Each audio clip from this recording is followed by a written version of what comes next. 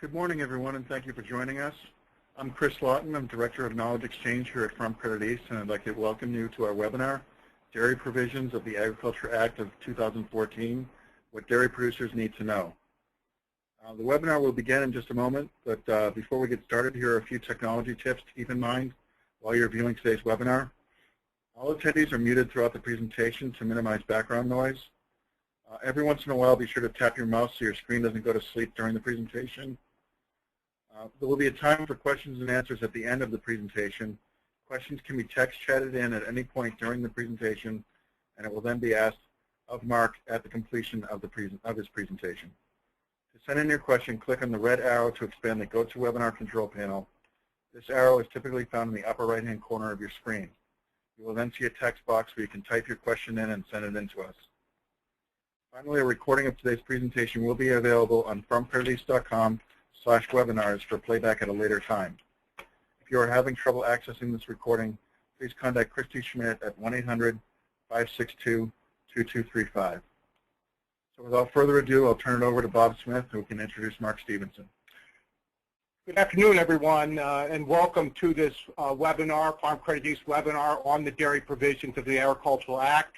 I think you all know that President Obama signed a new farm bill, the Agricultural Act of 2014, in early February. Included in that farm bill are a lot of changes to the dairy provisions.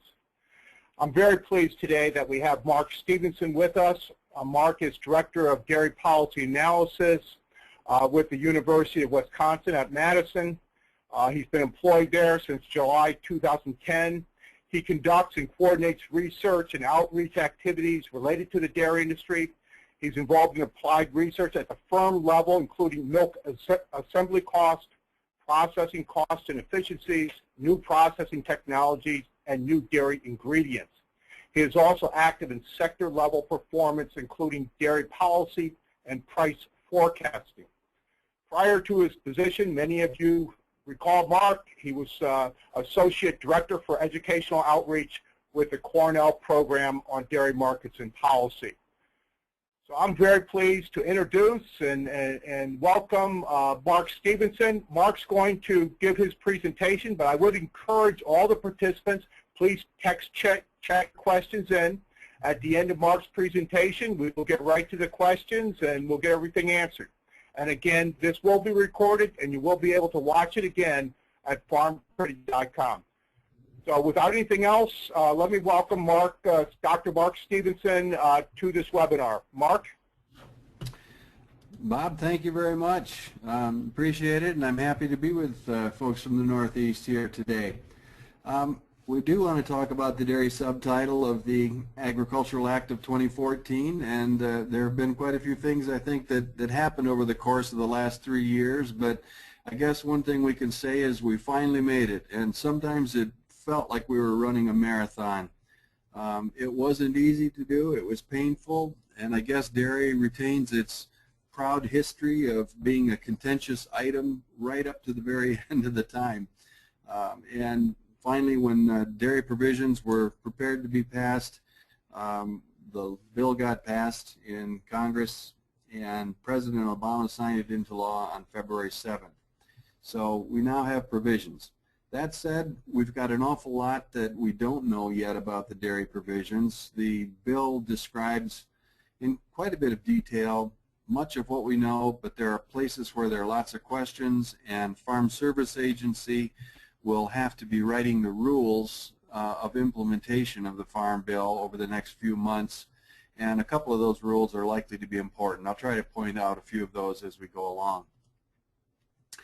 The dairy provisions, when they were passed, did a number of things. The Farm Bill itself is a collection of laws. We call it an omnibus bill or package, where a bunch of stuff was put together.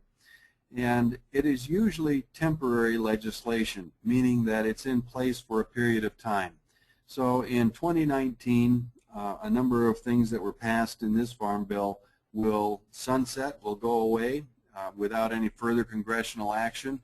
They'll have to either reinstate them or pass another bill that does that. So when this bill was passed, under the old bill, there are a couple things that did go away. The Dairy Export Incentive Program went away. That was a program that allowed exporters or people who wanted to sell into foreign markets to request a small amount of money from USDA to help seal the deal on an export. So for example, if somebody came to USDA and said, I can sell cheese overseas for $1.75 a pound, but I can sell it domestically here for $1.78 a pound, can you make up the difference?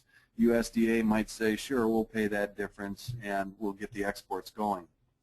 But that program has been very little used in the last several years, and when it goes away, we won't know that that isn't the case. Our export markets have a life of their own now. It also repeals the Dairy Product Price Support Program. That program's been in place for the last 2 farm bills, and it's similar to, but not the same as, the Dairy Price Support Program that we talk about. But this particular program has also been very inactive, but during 2009 they did buy some dairy product off the market to try to support prices with this program. That goes away. I don't think we'll know that it's not there again either. But it does also repeal the MILC program, and as soon as this new margin protection program is in place, MILC goes away, and MILC has paid significant dollars to producers over many years, and there had been some attributes of MILC that I think a lot of people enjoyed. One thing was that it was a very easy program to participate in. You simply needed to go to FSA and sign up for the program. If you were a large farm, about the one problem you might have had was picking the correct start month if you were going to cap out your production under MILC. And a lot of the larger farms, because of this, having some of their production not being supported under MILC, were not a big fan of that program. But MILC will go away. There are some programs that were in place before that are going to stay as well. I did mention that the Dairy Product Price Support Program goes away, but there is the Dairy Price Support Program, which is actually part of permanent legislation that still is in place. It didn't get repealed. This was a program that was put in place back in the late 1930s, and it is part of what we think of today as the dairy cliff that gets threatened to be put into place at the end of a farm bill if we don't extend legislation, and that program's still here. It's unlikely to come into play at all, but it's still there anyway. It also extends the forward pricing program under federal orders that a plant can cash price forward contract with the dairy producer, and if the market price goes to a place where the contract would pay less than the required minimum price, they don't have to pay that. They can honor their forward pricing program, and that program stays in place and has been used by a number of operations. Also, importantly, and stays in place, is livestock gross margin for dairy. And livestock gross margin for dairy we'll talk about just a little bit more later on, but it becomes a choice for producers between this new program or livestock gross margin for dairy, but not both. The language also utilizes something that was in the 1996 Farm Bill, I believe, that would allow California to join the federal milk marketing orders with consideration of their quota program. Doesn't mean that we have to include that, or that the Ag Marketing Service would have to include quota, but it does mean that it would have to at least think about it and consider whether that would be a part of the program under this, if California were to join a federal order. And finally, the things that are new. We create a margin protection program that will be run by the Farm Service Agency, just like MILC was. And farms can choose between this new program or LGM dairy, but they can't do both. What we don't know yet is whether this is supposed to be an annual decision, something you can do each year, choose between LGM dairy or margin protection program, or if it's a one-time decision at the beginning of the program.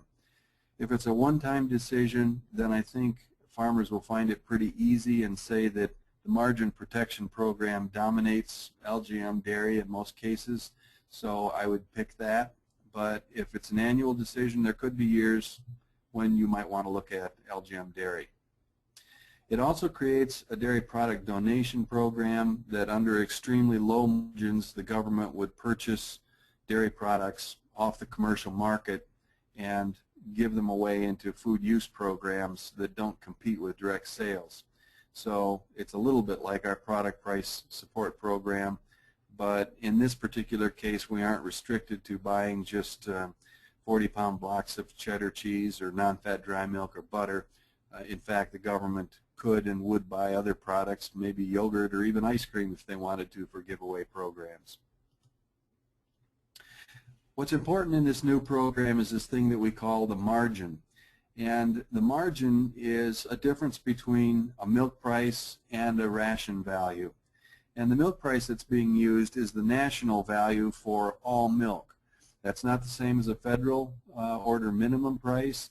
This is a survey of plants across the country for what they paid for milk. It is at average fat test, not at a standardized value. And it includes things like premiums in there. So the all milk price is a national price. It's not a state or regional value. And we have a feed ration that's meant to accommodate 100 pounds of milk production, and it's all at an average level of yield for a cow, which I think was 22,000 or so at the time that the work was done. It's also meant to accommodate the sick animals, dry cows, and the complement of young stock that would go with that 100 pounds of milk.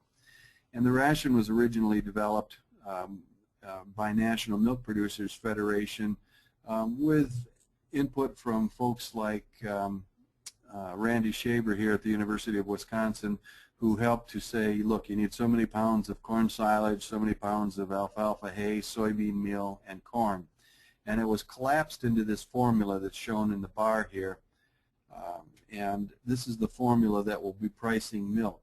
The values that are used are the values that NASS collects, the National Ag Statistics Service collects for milk prices, for corn and alfalfa prices, and for soybean meal, it's the Central Illinois price that USDA under the Agricultural Marketing Service collects. So that's the formula that's going to be used for the margin. This is over a fairly long period of time, going back to 1997, what the margin actually looks like.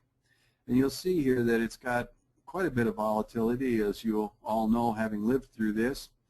But there's one thing that is kind of nice about this particular measure, and that is it doesn't have any discernible trend to it. In other words, it's not moving up, it's not moving down. It's got a fair amount of ups and downs, but over the long term it seems to be a fairly flat kind of value that we have.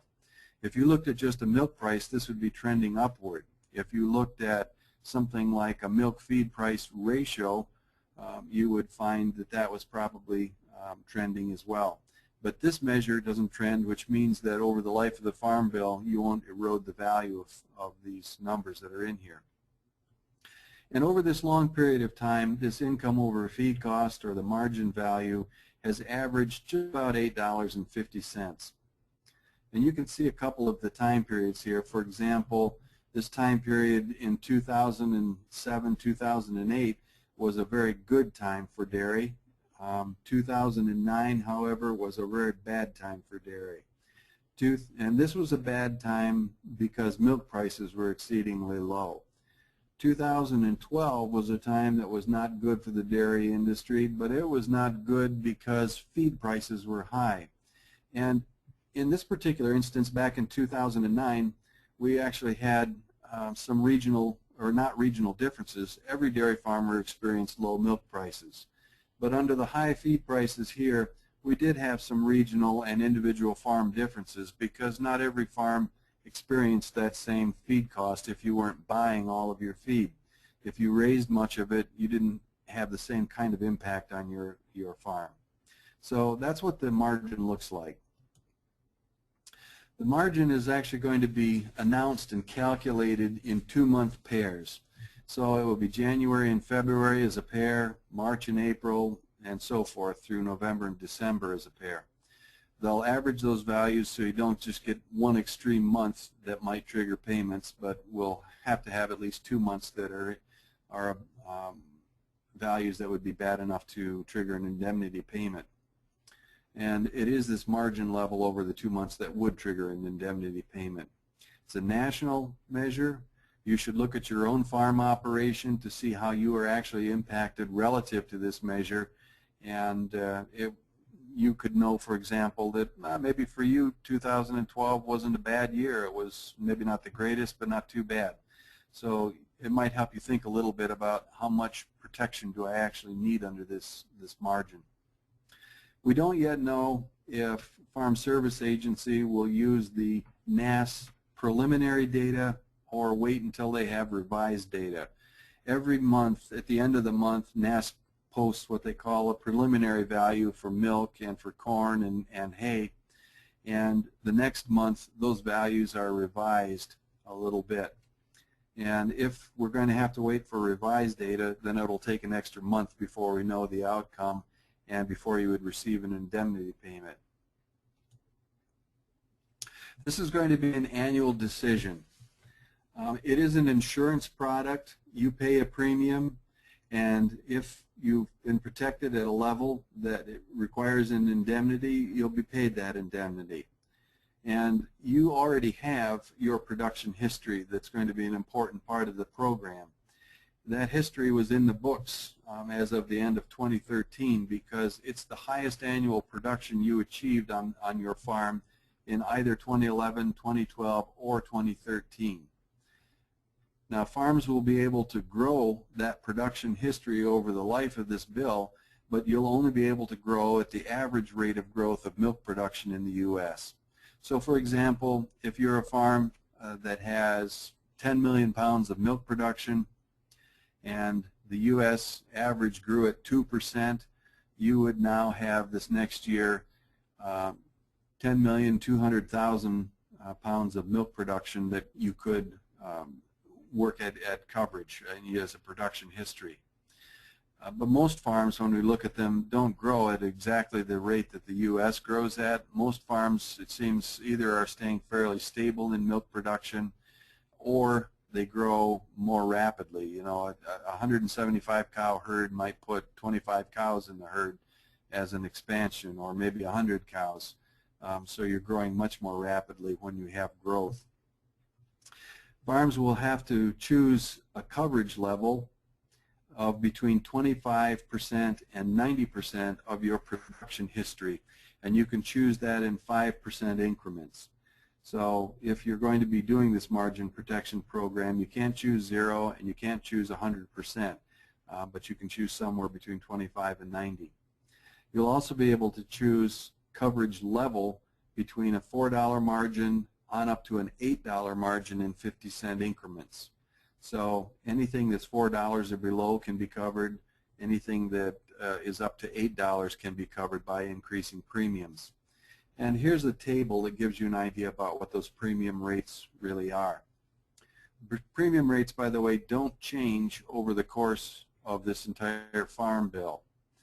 And they are at a 2 different rate level.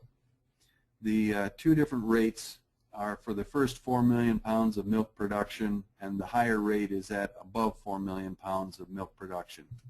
The only place where these rates are the same is at the $4 level. At the $4 level, it's costless for both of them. So this is kind of like catastrophic coverage that doesn't really cost you anything. Then you can see that the premiums increase as you go up in coverage levels, and they become quite a bit more expensive at the $6.50 level. So, for example, at the $6 level for 4 million pounds, it's about 5.5 cents per hundredweight, and when you go up to $6.50, you've now increased to 9 cents, not quite double, but almost double. And the big jump really occurs after the $6.50 level. When you go up to $7, it's now 21.7 cents a hundredweight. And of course, it's the same kind of break for above 4 million pounds, but much higher level. There is also a $100 annual fee, so even if you pick the $4 level, you'll be paying $100 in this annual fee, but there is no premium cost to that level.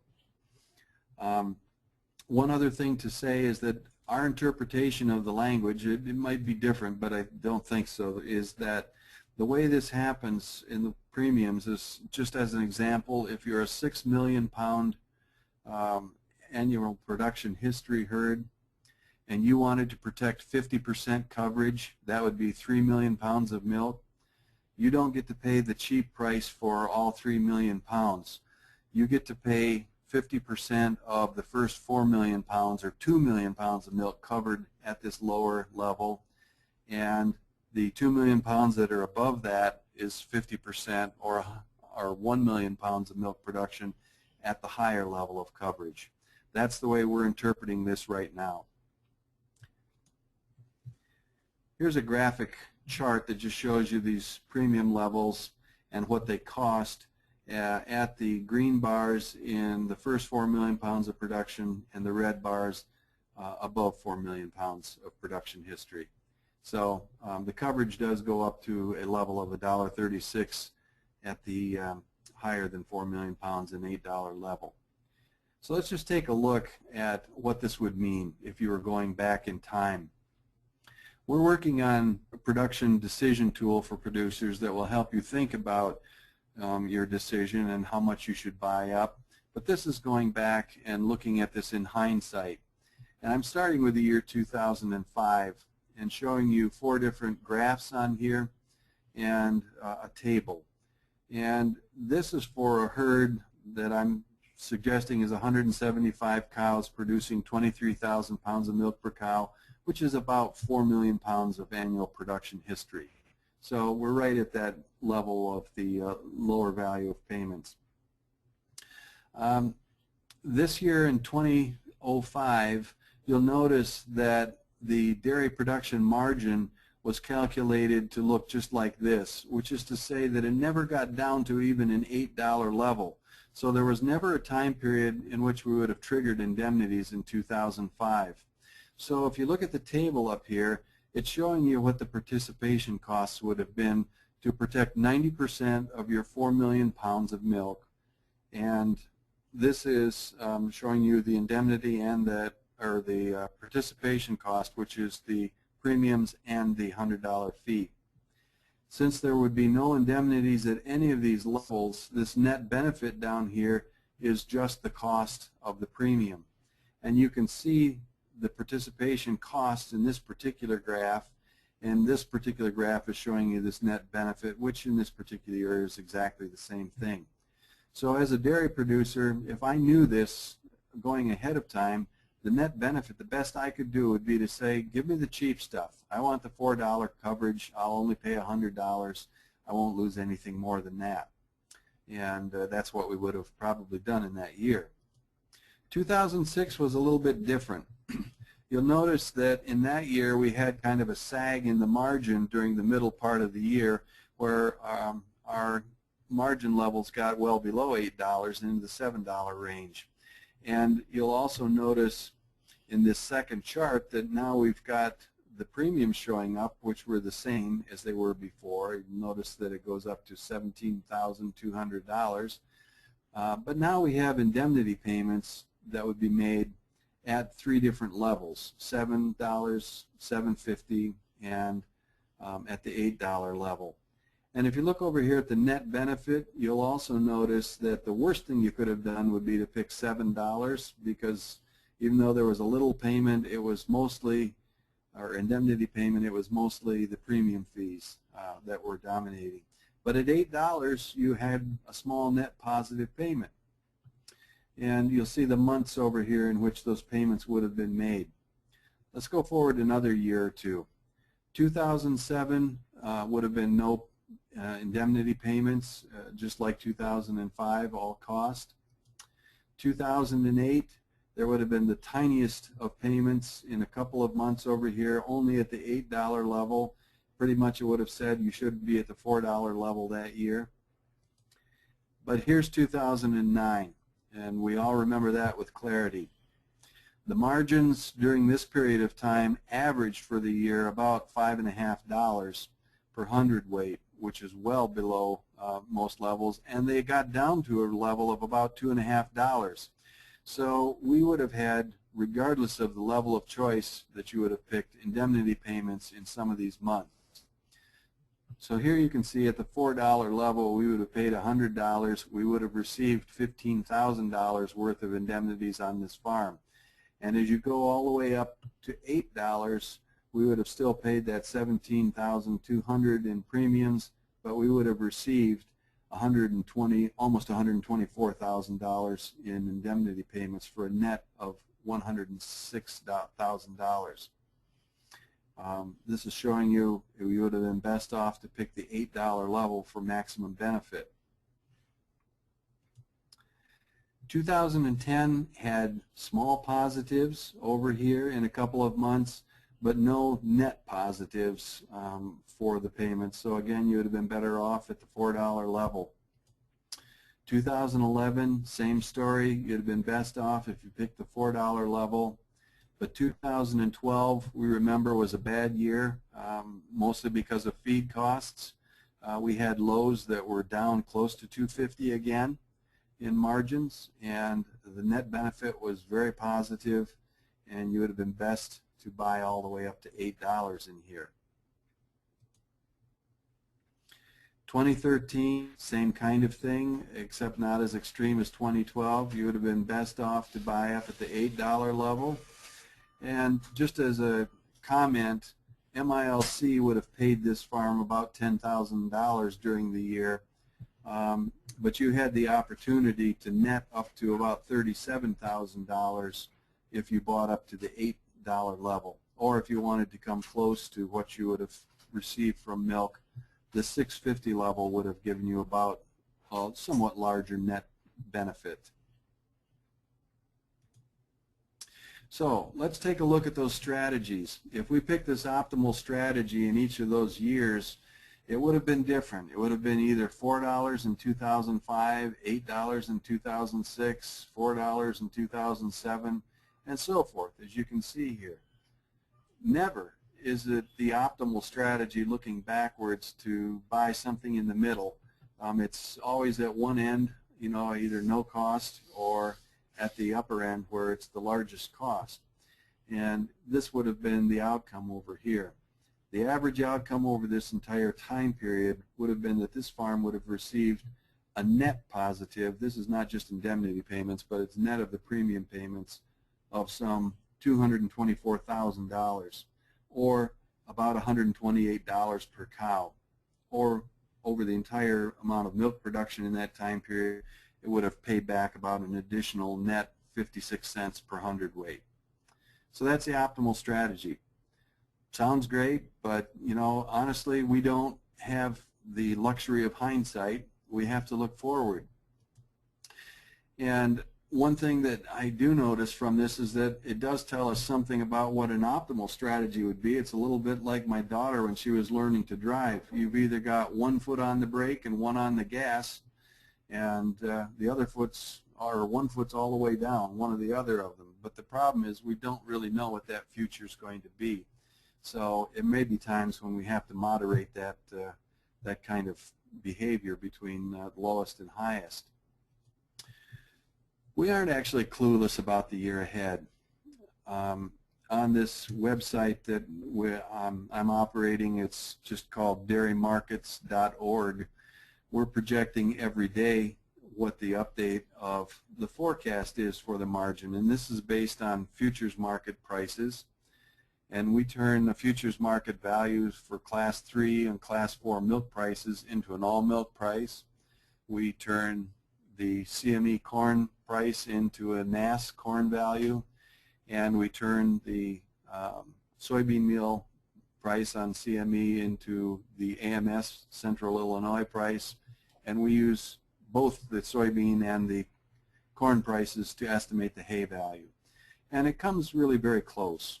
So if the futures markets are telling us correctly what the prices are going to be, we can forecast this margin with quite a bit of comfort and knowledge.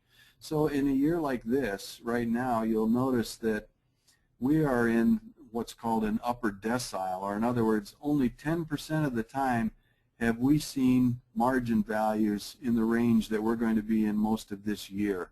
this is a very good year for us. And those margin values are not expected to decline even to something like an average value over the entire next 12 months. So margins are likely to be good. The other thing I would say is that, futures markets don't always get it right either. And so we have the opportunities to take the futures market values, futures and options markets, and we can calculate something that we call a forecast interval. The futures markets are tremendous sponges for information. They like to know what's going on with a milk production report, for example, or a dairy products report, or a cold storage report. How many pounds of inventory do we have of butter, for example? How about exports? What about weather patterns? And all of that gets incorporated into what becomes a settlement price every day on these contracts. But we also have options contracts on those futures markets, and those options contracts include things like how certain are we about the outcomes. And you'll notice here that this is saying in this graph that the green band shows you that we can be about 25% certain that our prices are going to fall in that green band, and about 25% sure in any month that our prices will fall in the red band, and about 25% probability that they'll be above it or below it. But nevertheless, within this band, it's about 50% likelihood. And the band is quite narrow here because we have a lot of information about March already. We're pretty sure about these prices, not a lot of uncertainty. But as we get out into further regions, we aren't as sure about the prices. So we use this kind of thing with our futures markets to calculate the interval for a margin. And this is what the interval looks like for the year ahead. Now notice that this is for the rest of 2014 and on into 2015 actually.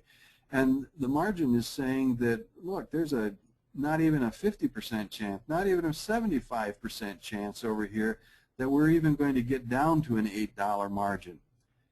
Under these kind of conditions, as a dairy producer, if I'm looking ahead and have to make a decision about buy-up, I would probably say, give me the cheap stuff. I'll take the $4 margin level. It doesn't cost me anything but the $100 fee because we're fairly certain that we're going to have strong margins.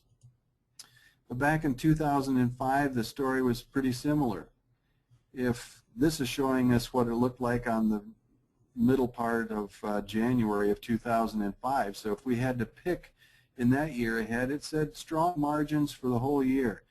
Maybe we'll get down around $8 at the very end of the year, but probably not.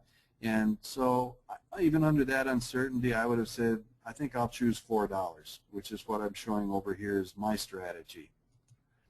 2006 was a little different pattern out here, but still we barely get into $8. I would have still said pick $4. 2007, well, that was different. Now I've got some uncertainty. It was showing margins for the first half of the year well below $8, and even this confidence range is saying it's likely to be below $8 for a good portion of the year. And remember, the strategy seems to be that's optimal, either buy all the way up or buy all the way down, but this is one of those cases where I'm not really sure what the right strategy is, so I might choose something that gives me protection. And a $6 margin is pretty costless, in this case about a nickel, a hundredweight, so I'm going to choose that as my protection. 2008 was also that kind of year. There were some ups and downs here, but it doesn't cost me an awful lot to protect at a $6 margin, so I might say I'll do a risk management program with that. I'll choose $6. But 2009, bad year. But the markets were anticipating this. At the beginning of the year, they were saying, boy, the first half of the year is going to be awful. We expect poor margins, and this is the kind of year when I would say buy up, buy all the way up. The markets were correctly forecasting that. Choose $8. In 2010, it suggested that the margins were going to recover quite a bit.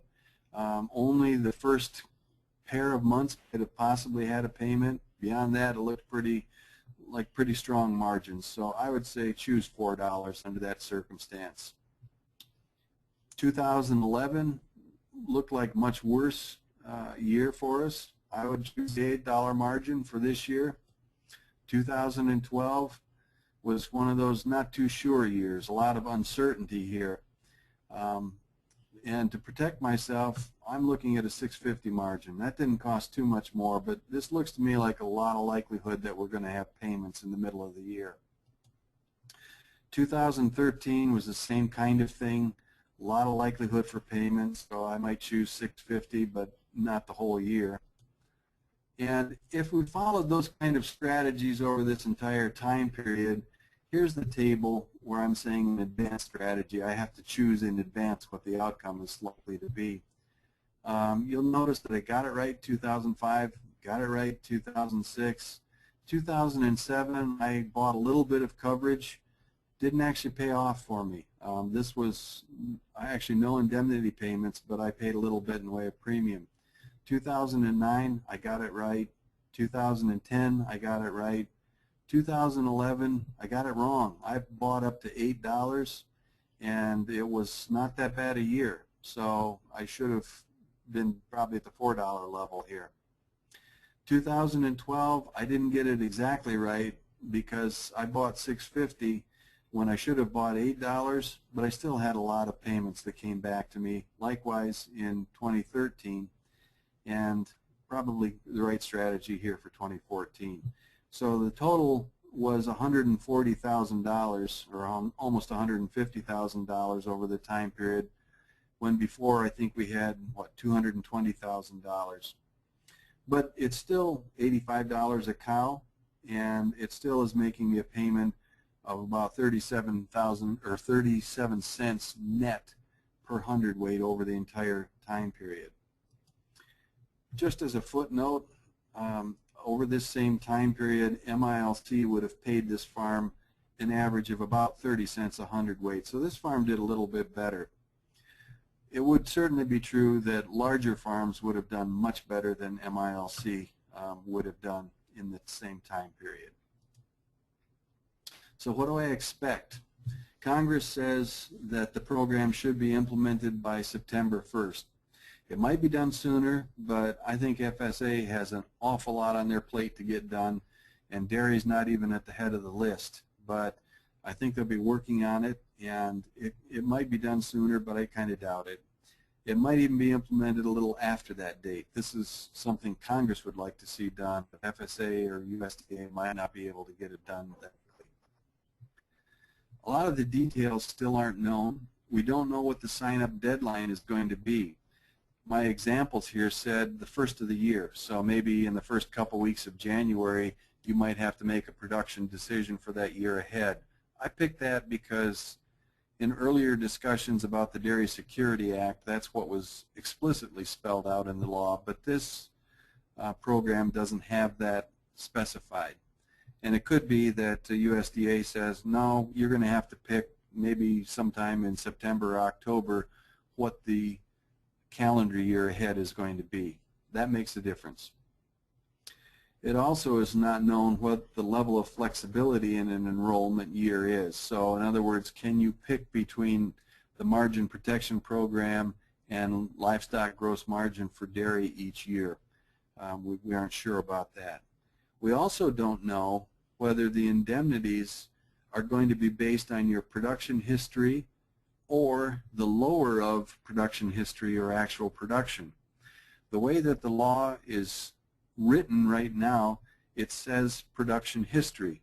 So in a year like 2009, for example, if you expected that it was going to be a really bad margin year, you might simply decide to depopulate the barn and not even produce milk that year.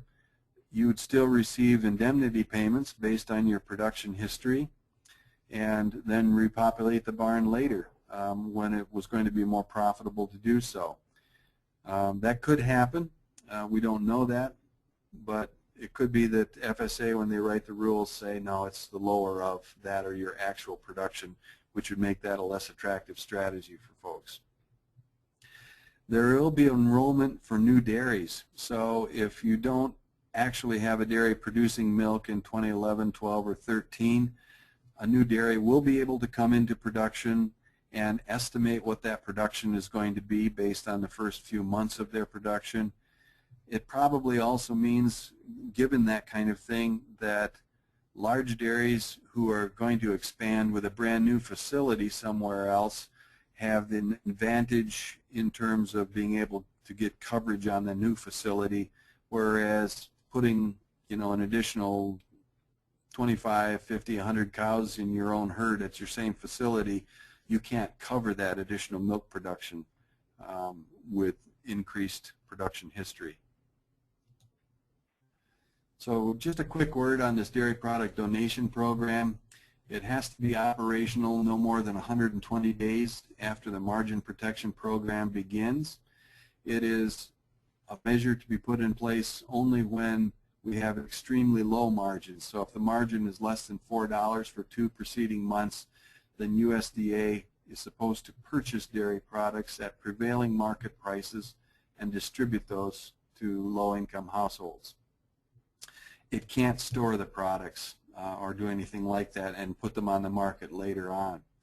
The program suspends primarily after the margins get above $4, or if they're actually below $4 for more than 3 months, then the program would also suspend, and a couple of other conditions relative to world prices where the program could also expand or suspend.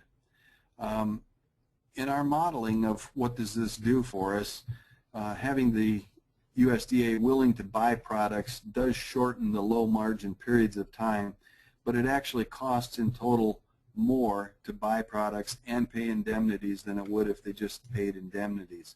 So the program has to be in place, they have to do something, but there's nothing that says you have to buy so many dairy products or spend so many dollars on dairy products. There's nothing that says how much has to be done, so we don't know how aggressive the Secretary might be in using this program. So just some observations to wrap up. The program will support larger dairies in particular much better than MILC did. The program is going to require decisions on the part of producers, and if you're going to do anything more than the $4 level, you're going to have some skin in the game here. You'll have to put some money up front. And as I showed you, not every year is it going to be that you make the right decision or the optimal decision doing that.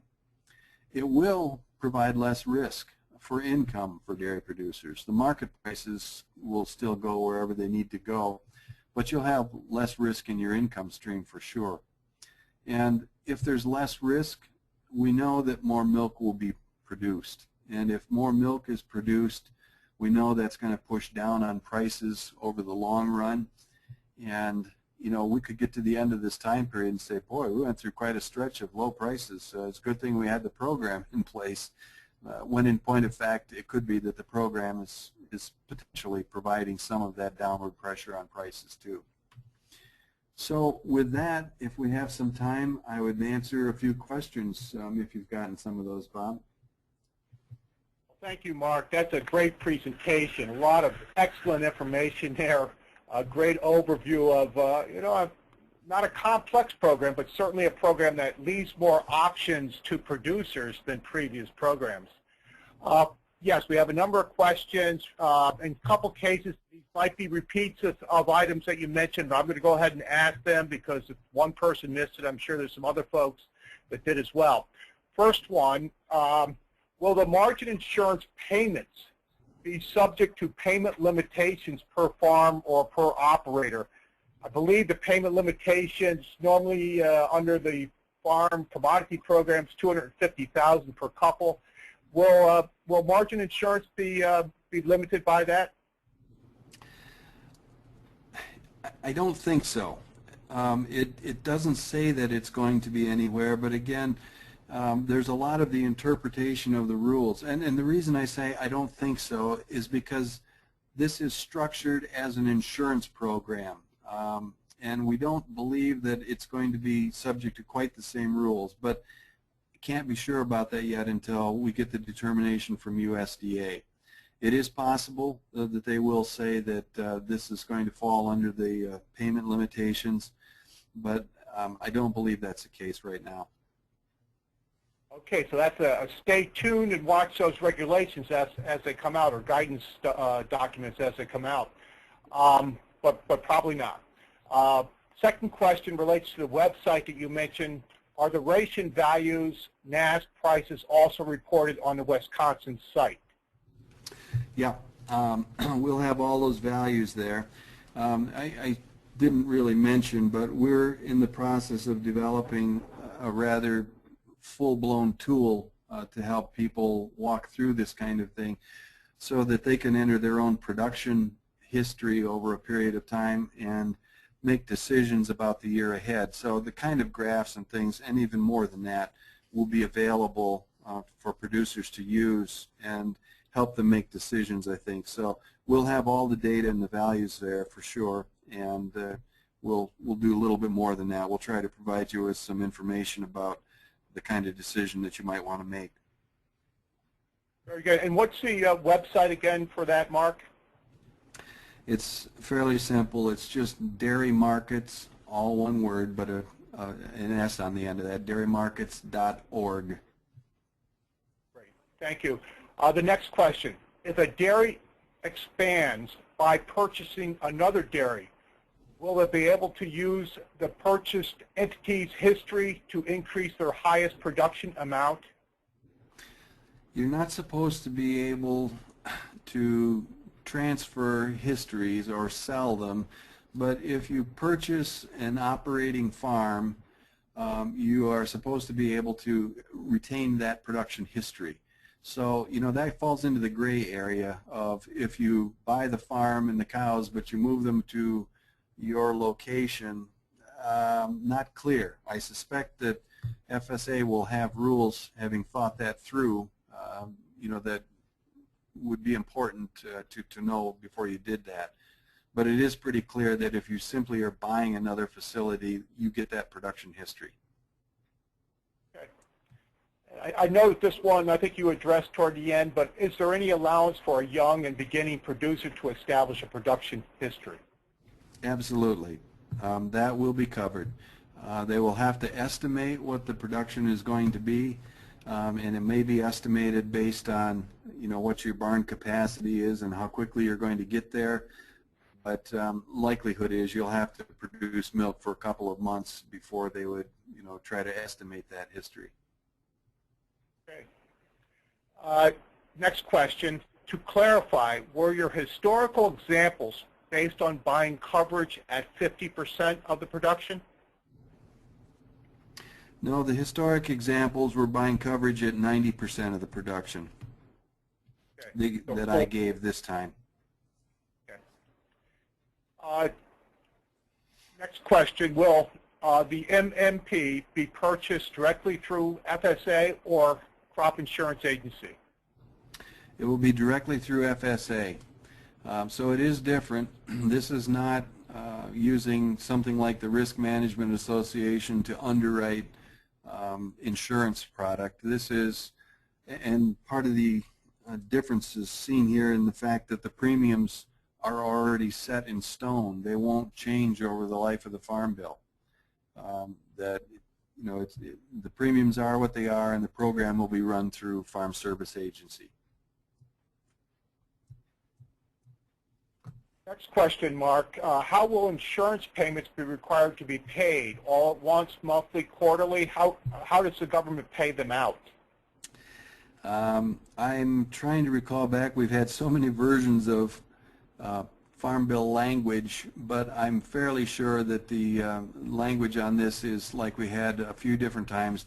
That is, you're encouraged to pay this all up front. I think you have to pay 50% up front when you sign up for the level, and you may be able to pay 50% in June or something like that, so halfway through the year.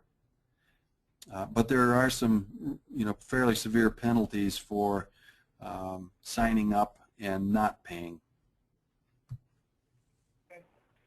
Next question, how does knowing your own cost of production enter into the strategy, or does it at all in this example? I think it's really important. You could do an awful lot of finesse to think about, I know what my cost of production is, and I've known it, month by month over the past many years. I'm not sure you need to do that, but I do think it would be good to just back over time, maybe take something like that simple first graph that I had. Let me see if I can find that for you. Yeah, this one with the margin. And just ask yourself, what did it feel like on my farm during this time period? In other words, in 2009, was it as bad for me as it looked for everybody else? How about 2012? And you'll get some idea about just exactly the level of risk that you need. This is a national measure, and farms will need to understand how they are actually impacted by this measure of farm well-being. Do I feel as bad as it looks on the graph, or don't I? Very good. Next question, Mark, and please, folks, text chat your questions in. We have about 3 or 4 more in the queue at this point. Does the production history change from year to year?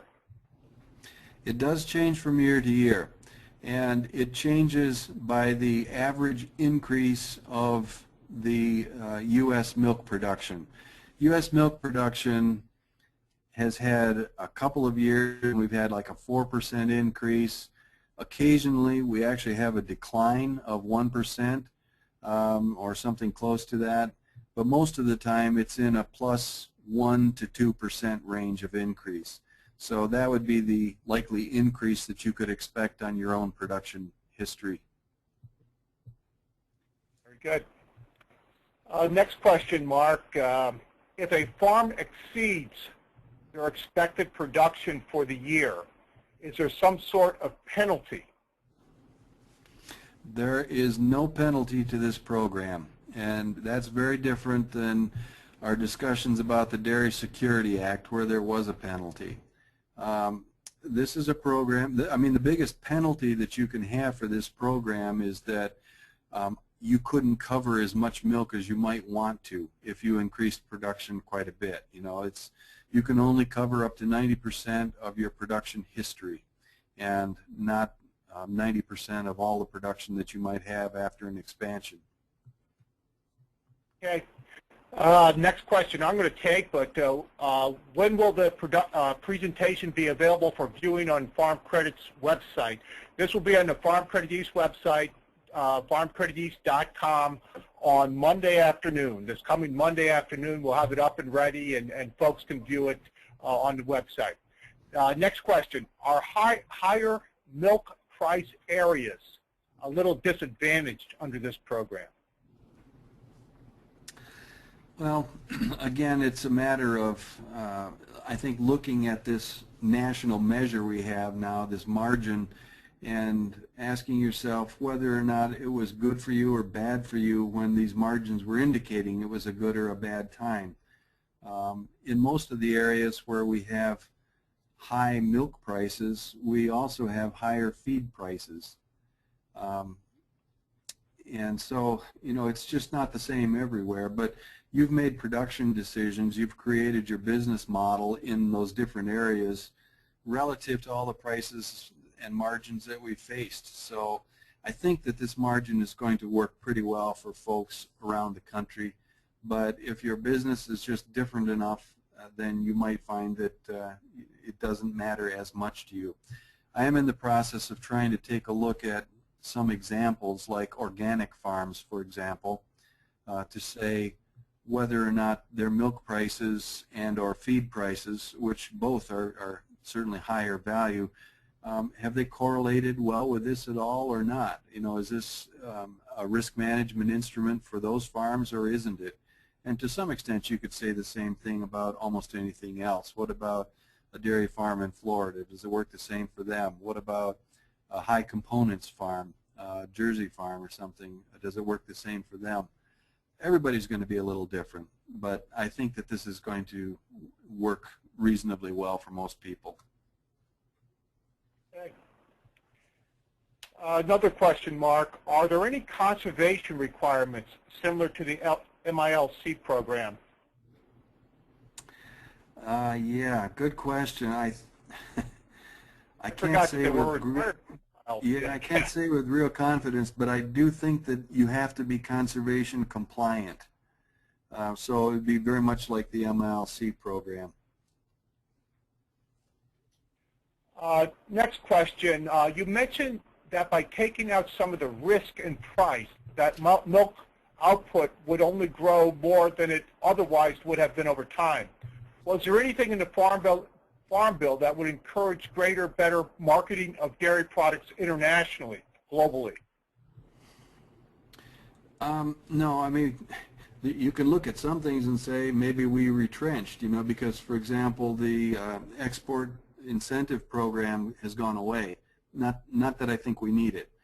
On the other hand, if you look at that scenario that I kind of played out verbally here, which would suggest a little more milk, a little lower cost, products should be a little lower priced, you'd expect that we would actually be a bit more competitive in world markets because of that.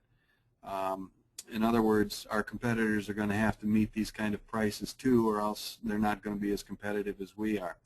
Now, if this program becomes very costly to the taxpayer, it may be on the radar screen for Congress when we get to the next Farm Bill, and they could do something like either raise premiums so it's not quite as lucrative or closer to actuarially fair, or they could perhaps just say, do we even need a program anymore? But during the life of this Farm Bill, it could be the case that, you know, we establish a little bit better foothold into world markets. So it could be a boon for exports. Okay, very good. A couple questions came in as it relates to the new the margin protection program versus LGM dairy. Let me read the one. Do you see a preference between the new margin program versus livestock gross margin protection? The new program seems simpler, and will that be chosen for that reason, or is LGM actually a better program? Well, I do think that the person who wrote the question is right. This does seem simpler. And it's also important, I think, to acknowledge that the premiums for LGM dairy move when you know, futures market prices are moving. So it's trying to maintain something in the range of being actuarially fair and then subsidized to a certain level by government. This program is not. It simply has these static fees out here for premiums that aren't going to change. So I do think that if you only get one chance, one decision to make about whether you go with LGM dairy or this margin protection plan, this is probably going to be the program that seems best for you. If you get to make an annual decision, you could have years like 2014 right now when the LGM dairy might be a program that you want to put in place. The reason I say that is that this next year is not forecasting an $8 margin in any month. So there's no sense in trying to spend any money under this program to protect something. But with LGM dairy, maybe you want to protect the $12 margin, and you could do that. You could use that program to protect a higher margin. Very good. Next question came in. It's trying to focus at the 4 million pound level, below or above that. Can you review your premium cost example where you made a differential or difference between the less than 4 million or greater than 4 million? I mean, what's your thinking there, Mark? Is that going to change that a lot, change your analysis a lot, the higher cost at over 4 million for production over 4 million pounds? No, I don't think so. And, you know, when you take a look at this, these programs are subsidized, or the premiums are subsidized all the way up. So in years when it makes sense for you to think about buying a fairly high level of protection, even though it's more expensive above 4 million pounds, it may make a lot of sense to go all the way up even there. We're going to be running a lot more examples, and this is one of the reasons that I hesitate at this point in time to try to be very prescriptive on this. We're still trying to probe this beast and see exactly what it has to show us. Every farm is going to be different. When we have this calculator up and online for you, you'll be able to put in your own production levels and be able to see where it makes sense for you. And we will let you play that game going backwards too in time, so that you would have to make decisions for a farm that's producing well above 4 million pounds of milk and see what it looks like for you. Very good.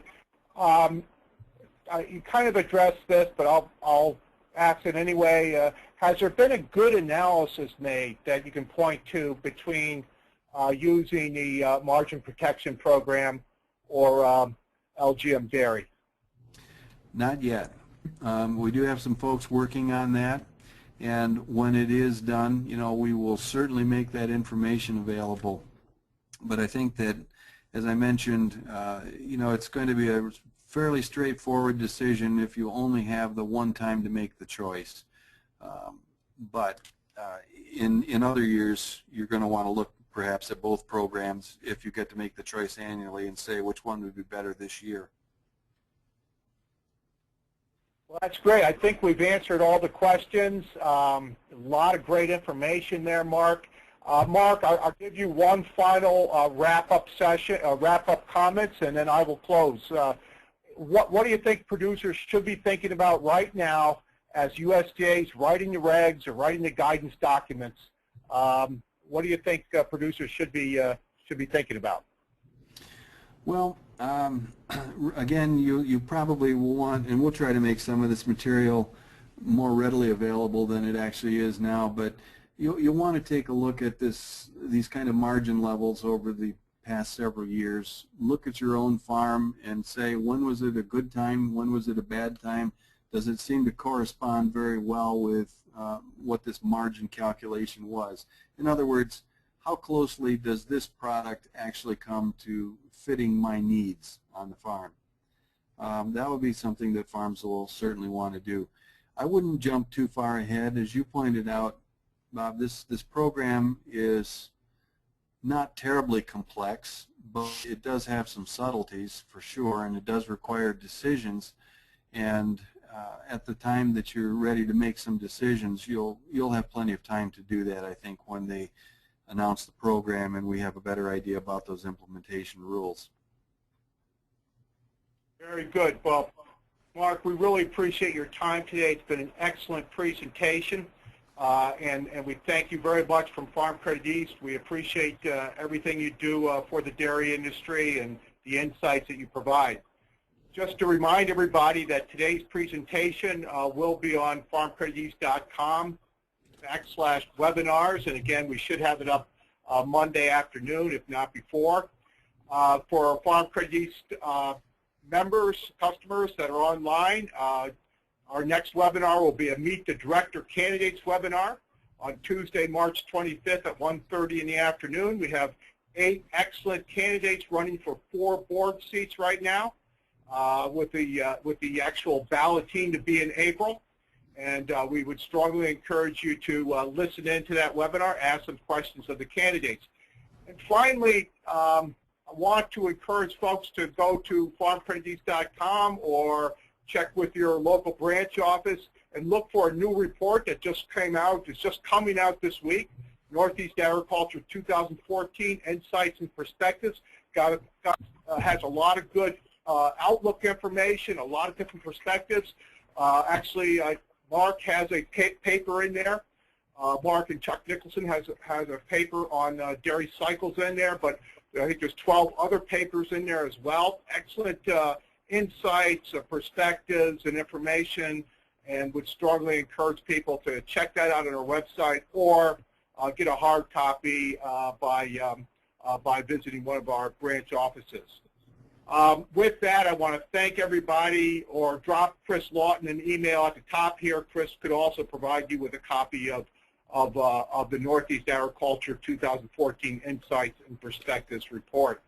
With that, I want to thank everybody for their time and participation. Farm Credit East is thrilled to bring these webinars to you to help increase your knowledge and provide some insights on current topics as they impact on our great agricultural industry in the Northeast.